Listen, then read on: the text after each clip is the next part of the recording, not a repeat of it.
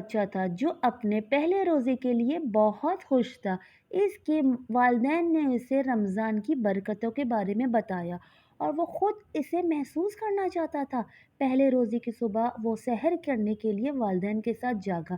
اس نے کھجوریں، پراٹھے اور پانی پیا اور خود کو جوش اور عزم محسوس کر رہا تھا۔ جیسے دن گزرتا رہا، بھوک اور پیاس محسوس ہونے لگی۔ اس کی ماں نے اسے تسلی دی اور کہا، روزہ ہمیں صبر، شکر اور خود پر قابو رکھنا سکھاتا ہے۔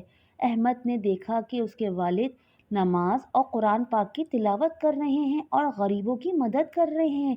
یہ دیکھ کر احمد نے سمجھ آیا کہ روزہ صبر، بھوک کا نام نہیں بلکہ اچھا انسان بننے کا ذریعہ ہے۔ آخر کار سورج غروب ہونے لگا۔ جب مغرب کی اذان ہوئی تو ان کے والد نے کھجور اور پانی سے روزہ کھلایا۔ وہ بہت خوشی محسوس کر رہے تھے۔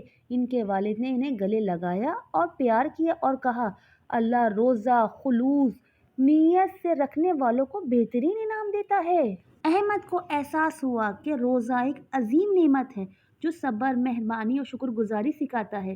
اس نے مزید روزے رکھنے اور ضرورت مندوں کی مدد کرنے کا ارادہ کیا تاکہ یہ رمضان خاص بن جائے۔